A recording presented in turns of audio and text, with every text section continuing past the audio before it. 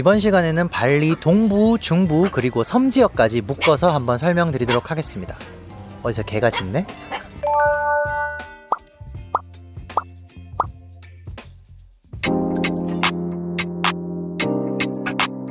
자, 먼저 제가 있는 바로 이곳이죠. 이 사누르 지역을 먼저 설명드리도록 하겠습니다. 사누르 지역은 덴파사르 시 기준으로 오른쪽에 있는 지역이라고 생각하시면 될 것 같고요. 사누르 지역은 해안가 지역 사누르라고 부르는 곳이 있고 도심 지역 사누르 쪽이 있는데 관광지는 해안가 쪽이기 때문에 해안가 지역에 있는 사누르만 제가 설명을 드리도록 하겠습니다. 사누르 해변하면 가장 유명한 것이 뭐냐라고 물어보신다 그러면 사누르 해변은 바로 조용함이죠. 사누르 해변을 한마디로 표현을 하자면 조용함과 한적함이라고 정리를 할 수 있을 것 같습니다. 왜냐하면 지금 보시다시피 파도가 거의 치지 않아요. 왜냐하면 물이 빠졌을 때나 물이 들어왔을 때 암초가 저 뒤쪽에 형성이 돼 있기 때문에 파도가 저 뒤쪽에서 이미 다 부서지고 해안가 백사장 쪽에는 파도가 거의 들어오지가 않아요. 그래서 굉장히 잔잔한 바다다라고 생각하시면 될 것 같아요. 그래서 이 지역에서 만약에 꼭 서핑을 하시겠다는 분들은 배를 타고 저 앞쪽 바다까지 나가서 서핑을 하셔야 되는 거고요. 이 바로 앞바다에서는 서핑을 즐기실 수 없습니다. 이 앞바다에서 즐기실 수 있는 해양 스포츠는 뭐 제트스키라든지 바나나 보트, 윈드서핑 정도가 될 것 같아요. 내가 스노클링이나 아니면 스킨스쿠버를 하겠다 그러면 배를 타고 어느 정도 나가셔야 되는 겁니다. 뭐 그건 딴중 배너와도 마찬가지겠지만요. 아무튼 이 지역은 수심이 굉장히 낮고 조용하고 한적한 바다다. 그러다 보니 아무래도 젊은 관광객들보다는 노년층 관광객이 굉장히 많고 가족 단위 손님이 굉장히 많습니다. 왜냐면 아이들이 있는 부모는 이렇게 조용하고 안전한 바다라고 느껴져요. 딱 봐도. 왜냐면 아이가 놀아도 불안하지가 않아요. 수심이 낮고 눈에 보이기 때문에 굉장히 안전한 바다다 이렇게 생각하시면 될 것 같아요. 그래서 이 사누르 지역에는 거주하는 외국인들도 굉장히 나이대가 연령대가 굉장히 높고 투숙객들도 마찬가지인 거예요. 그래서 만약에 발리에서 가장 조용하게 해변을 바라보면서 유명한 레스토랑도 즐기고 싶다라면 제가 바로 이 사누르 지역을 추천해 줄 것 같습니다. 사누르 지역에서 유명한 호텔이 어디냐라고 물어보신다 그러면 이 지역도 마찬가지로 하얏트랑 가장 최근에 생긴 안다즈, 뭐 하얏트랑 거의 같은 계열이에요. 그 호텔이 있고 그리고 마야 호텔 굉장히 유명하고요. 그리고 조금 더 위쪽으로 가면 스가라 빌리지 정도가 이 구루발리가 추천해 줄 수 있는 사누르 지역의 숙소가 아닌가라는 생각이 듭니다. 만약 사누르 지역에서 유명한 레스토랑이 어디냐라고 물어보신다 그러면 사실은 여기 레스토랑은 정말 수도 없이 많아요. 해안가를 기준으로 쭉 걸어 다녀 보시면 뭐 릴라 반따이부터 뭐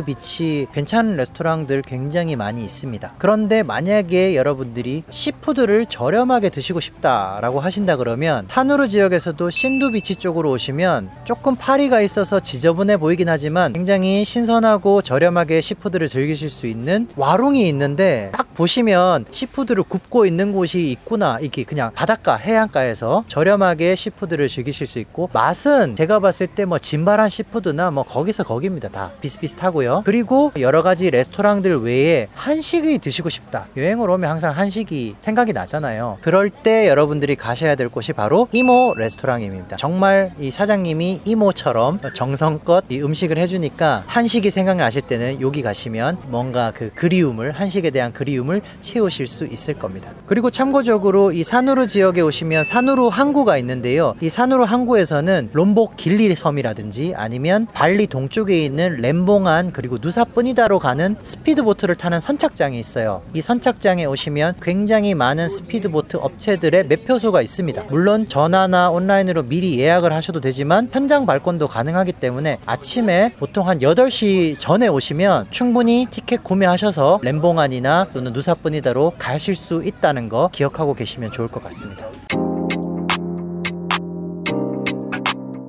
자, 공항에서 차를 타고 이 사누르 지역을 다 구경하셨다 그러면 사누르 지역에서 조금 더 위로 올라가면 바로 발리 중부 지역에서 가장 유명한 관광지인 우붓 지역이 나오죠. 우붓 하면 여러분들 뭐가 생각나시나요? 바로 힐링이죠. 힐링. 숲속에서 뭐 하는 요가 그리고 원숭이 사원 이런 것들이 굉장히 우붓 하면 떠오르는 이미지인데요. 우붓 하면 일단 가장 먼저 생각나는 랜드마크는 우붓 원숭이 사원입니다. 멍키 포레스트 사원인데 여기 가시면 마찬가지로 울루와뚜 때처럼 원숭이를 상대적으로 좀 조심하셔야 돼요. 울루와뚜 원숭이들보다는 조금 훈련이 덜 돼 있긴 하지만 그래도 사람이 다가갔을 때 이 잡는다 그래야 되나요? 이렇게 머리를 막 만진다거나 물건을 잡는다거나 이럴 수 있기 때문에 사진을 찍으실 때도 조심하셔야 돼요. 근데 만약에 제가 팁을 드리자면 원숭이가 본인의 몸이나 목 위에 이렇게 올라와서 안 내려간다 라고 생각이 들면 억지로 떼려고 하면 원숭이가 핥히거나 물 수 있어요. 그럴 때는 일어나셔서 계속 걸어가시면 됩니다. 그러면 원숭이가 자기 영역을 벗어나는 지점에 오면 자동으로 내려올 거예요. 왜냐면 원숭이들끼리 이 영역이 철저하게 정해져 있기 때문에 다른 영역으로 넘어가는 걸 굉장히 극도로 꺼려요. 그래서 혹시나 원숭이가 올라왔을 때는 걸어가시면 된다. 앞으로 가세요. 그리고 원숭이 사원을 다 구경하셨으면 일방통행으로 쭉 위로 올라가다 보면 레스토랑들도 많고, 그리고 쭉 계속 올라가다 보면 우붓 왕궁과 우붓 시장을 만나실 수 있습니다. 우붓 시장 같은 경우는 최근에 레노베이션을 계속 진행을 하고 있는 것 같더라고요. 그래서 저도 최근에 가본 적은 없지만 아마 이제 주차장도 새로 짓고 있고 현대화 시키려는 것 같아요. 뭔가 발리 전통 물건을 사고 싶을 때 우붓 시장을 가시면 되는데 아무래도 물건 가격이 관광지다 보니까 조금 많이 부풀려져 있는 게 사실이에요. 그래서 우붓 시장에서 물건을 구매하실 때는 굉장히 흥정을 전투적으로 하시길 권장을 드리고요. 그리고 우붓 시장을 다 구경하셨다 그러면 길을 건너서 우붓 왕궁으로 가셔서 구경을 하시면 됩니다. 우붓 왕궁은 따로 돈을 받지 않기 때문에 그냥 한번 둘러보고 오시면 10분 만에 다 보실 수 있을 거예요. 그걸 다 보셨다 그러면 이제 커피 한 잔 때려야겠죠? 커피 한 잔 때리러 유명한 곳이 바로 우붓에 있는 스타벅스점입니다. 우붓 스타벅스가 뭐가 특별하냐면요, 단순하게 커피만 마시는 게 아니라 우붓 스타벅스 뒤에 따만 사라스와티라는 일종의 사원이 있어요. 그래서 거기서 전통 공연을 할 때도 있거든요. 그래서 이런 것들을 같이 볼 수도 있고 그 뒤에 사원의 운치를 즐기면서 아메리카노 한 잔 때리면서 또 이 인생샷까지는 아니지만 어쨌든 포토존이 있다는 거, 그런 것들을 참고하시면 여행하시는데 좀 도움이 될 것 같아요. 휴식을 즐기면서도 눈요기를 할 수 있다는 그런 장점이 있습니다. 그리고 아까 말씀드린 것처럼 우붓에 오는 분들이 힐링 그리고 요가 이런 것들을 많이 찾다 보니까 자동적으로 이 지역에 많은 레스토랑들이 비건 푸드를 많이 판매를 합니다. 그래서 비건 분들이 원하는 음식을 쉽게 구할 수 있는 장점이 있고요. 그렇다면 우붓에 갔을 때는 뭘 하고 놀아야 되냐라고 물어보신다 그러면 첫 번째 강력히 추천드리는 게 바로 래프팅입니다. 우붓 지역이 아무래도 대부분의 숙소들이 이 계곡을 따라서 형성이 돼 있기 때문에 숙소에서도 이 밸리 뷰라고 하죠. 계곡을 보는 뷰를 볼 수 있듯이 계곡을 따라서 즐기실 수 있는 래프팅이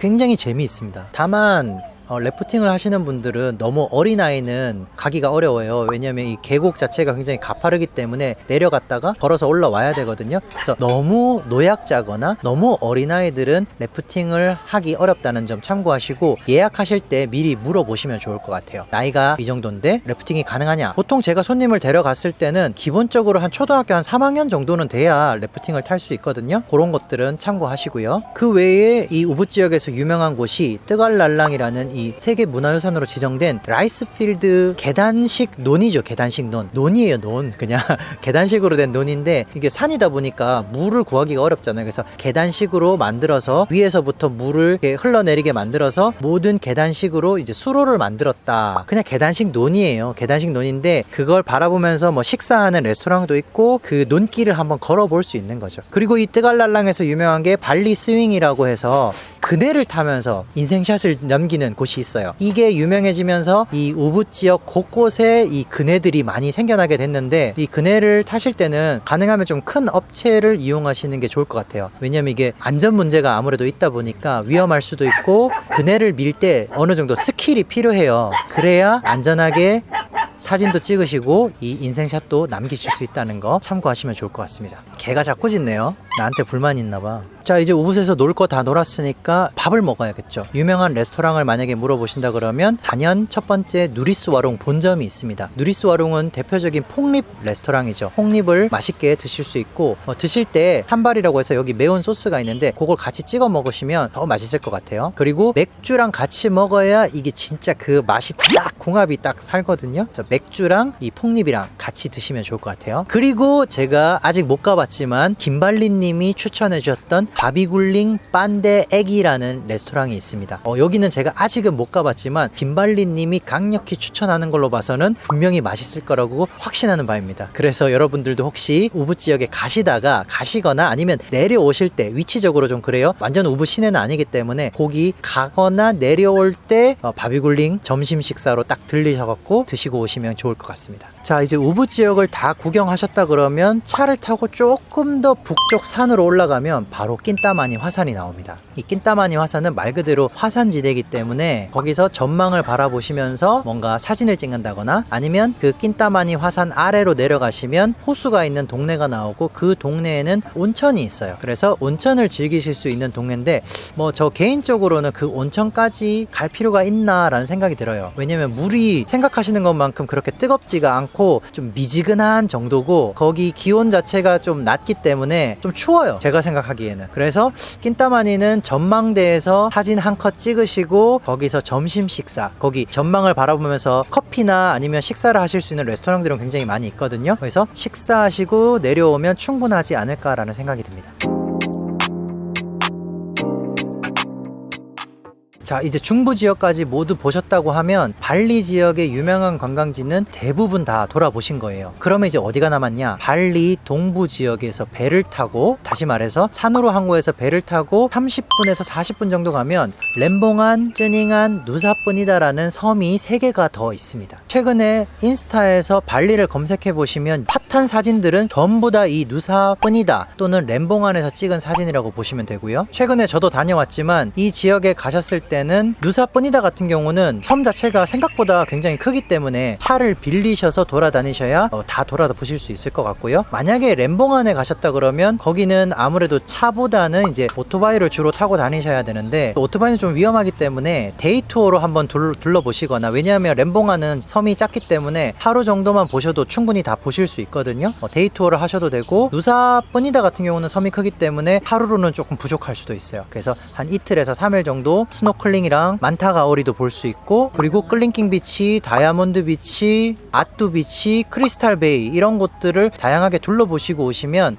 누사뿐이다는 다 보셨다 하고 말할 수 있을 것 같아요. 다만 엔젤스 빌라봉에 가셨을 때 거기 내려가서 이렇게 수영해 볼 수도 있거든요. 저도 하긴 했는데 거기가 물때가 잘못 만나면 파도가 굉장히 심하게 밀려왔다가 물이 싹 빠져나갈 때 진짜 빨려 나갈 수도 있어요. 예전에 관광객 중에 그걸로 인해서 이제 사고가 나서 돌아가셨던 분도 있기 때문에 반드시 주의를 하셔야 되고, 그리고 어디서든 물놀이 하실 때 반드시 구명조끼 착용하고 꼭 하셔야 된다는 거. 특히 이 지역은 조류가 굉장히 세다는 점 여러분들이 꼭 알고 계셔야 돼요. 만약에 누사뿐이다에서 유명한 레스토랑이 어디냐라고 물어보신다면 레스토랑이 그렇게 많지는 않았어요. 그 중에 제가 맛있다고 느꼈던 2곳은 김발리님이 추천해 주셨던 빼니다 콜라다, 두 번째는 더칠 빼니다라는 레스토랑이었습니다. 이 두 식당이 그래도 제가 먹어본 것 중에 가장 무난하고 맛있었던 레스토랑이 아닌가, 깔끔했던 레스토랑이 아닌가라는 생각이 듭니다. 만약에 렘봉안 지역에 가셔서 유명한 명소를 찾는다고 한다면 단연 머쉬룸 비치와 데빌스 티어 그리고 드림 비치가 있을 것 같고요. 유명한 레스토랑은 맘마미아 정도가 제가 먹어본 것 중에 굉장히 괜찮았다라고 말씀드릴 수 있을 것 같습니다. 그리고 누사 렘봉안에서 오토바이로 갈 수 있는 섬이 바로 쯔닝안이라는 작은 섬인데요. 왜냐면 다리가 좁기 때문에 옐로우 브릿지라고 부르는 다리인데요. 여기가 다리가 좁아서 차로는 지나갈 수가 없어요. 오토바이나 아니면 걸어서 가실 수 있는 곳입니다. 여기 쯔닝안 섬에서 유명했던 곳은 블루라군이라는 곳과 마하나 베이라는 곳이 그나마 볼 것이 조금 있는 그런 명소였습니다. 쯔닝안은 사실 워낙 섬이 작아서 그게 전부예요. 다른 것도 볼 것도 없는 것 같아요.